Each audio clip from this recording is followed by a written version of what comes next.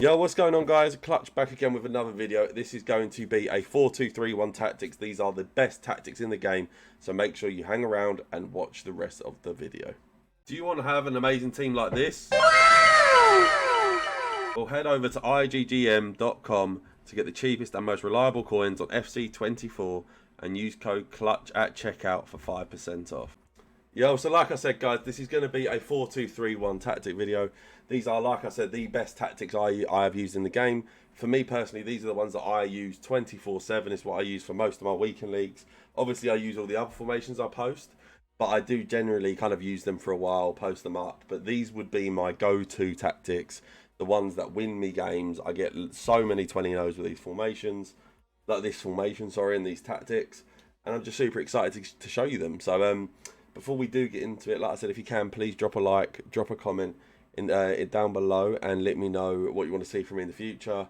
Let me know if there's anything I can improve, and also just any questions. Like I said, I reply to everybody in the comments, and also as well, make sure you do subscribe. Like I said, we are constantly posting, constantly trying to give you guys the best that I can give you. Okay, so yeah, we're just going to get straight into it.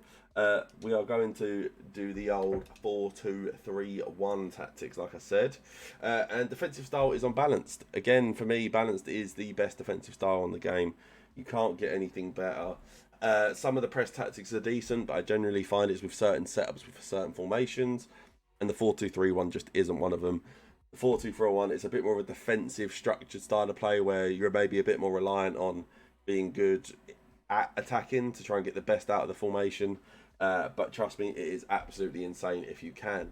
The width is on 45. As I've explained in previous videos, it is the perfect width on defensive styles for fullback formations. It basically tucks those fullbacks in just ever so slightly. Basically means that you just can see less through balls in those deadly areas. Because those channels for me they're the scariest parts of the pitch. That little area between the fullback and the centre back. People just cut you open in those areas. Now the depth is on 71. Now, this is obviously the reason why we do not need any press tactics. It's because of this. The 71 depth is a bit broken this year, I suppose, in the sense of basically they've changed how depth works now, and it basically helps you press people. And 71 depth has kind of been made to found basically like a broken way of pressing, and it is just super aggressive, super attacking, and you just win the ball back in really good positions. But also, at times when you don't need to press, the defence will sit back and defend for you as well.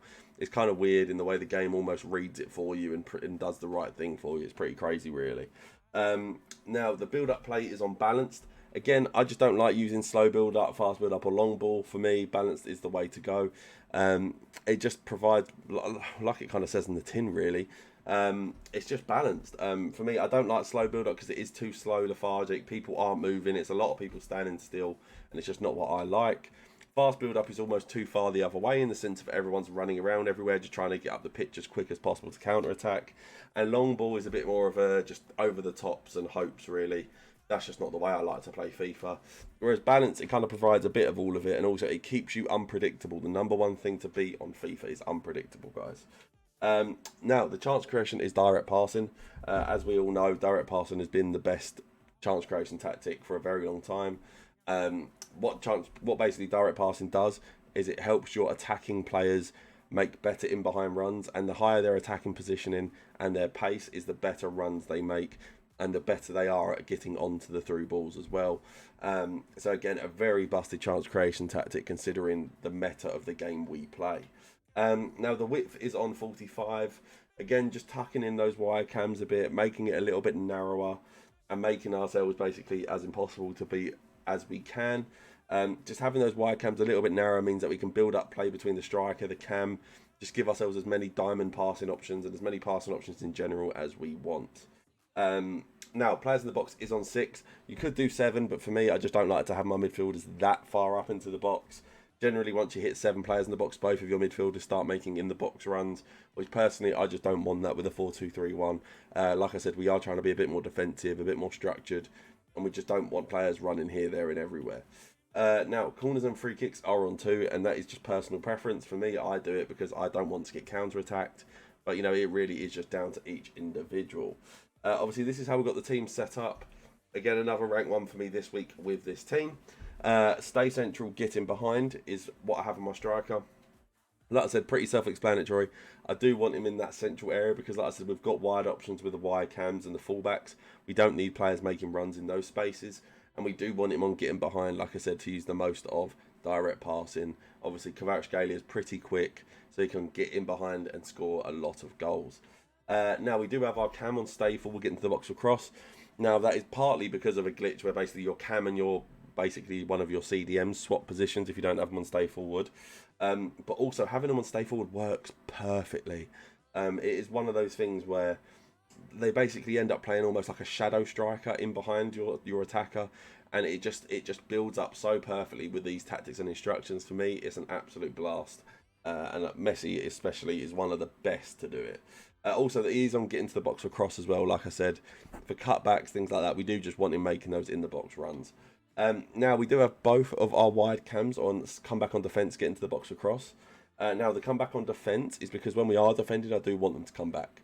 But when we do go forward, that doesn't mean they don't stay. That they don't stay back. They bomb on still. But all it does is it just gives you that extra defensive support. You still get loads of attacking runs when you're attacking. Please don't think it's like a mega defensive way of playing, because it isn't. And like I said, we have that on both wide cams, and then we do have both on getting to the box across as well. For obviously back post crosses, cutbacks, all that good stuff. Really just trying to utilise our attackers the best we can. Now, I do have both of my CDMs on stay back while attacking, cover centre. Again, for me, these two are mainly just there to protect that defence and just pass the ball. Just keep it moving, keep us quick passing, and keep basically our opponent guessing. That is why I do have maybe one more of a bit more of a defensive build CDM. And then I've obviously got wroetoshaw as my other one, who's a bit more of my ball playing, quick, fast and move playing centre mid as well. So that's why I have both of them. Now, both of my centre backs are on default instructions. I do have my keeper on comes for crosses and sweeper keeper. Now, that is mainly because I do like to bring my keeper out if someone's one-on-one and things like that. Now, you ask why. For me, as much as going around the keeper is a good thing to do, generally speaking, you will catch a lot of people off guard by bringing your keeper out. Obviously, when you're playing better players, they'll be predicting it. But it's kind of just the risk you take when you are playing foot champs. Like I said, both of them on defaults. And then I do have both of my fullbacks simply just on stay back while attacking. Now that is mainly just to basically defend our back line. Our back line is just meant to be solid, no messing around. We're not trying to bomb forward with them. That back four is there to just protect our goal, basically. So yeah, guys, hopefully you guys did enjoy this video. If you did, please drop a like, drop a comment, drop a sub. Also, like you saw in the start of the video, I've obviously got a coin sponsor now.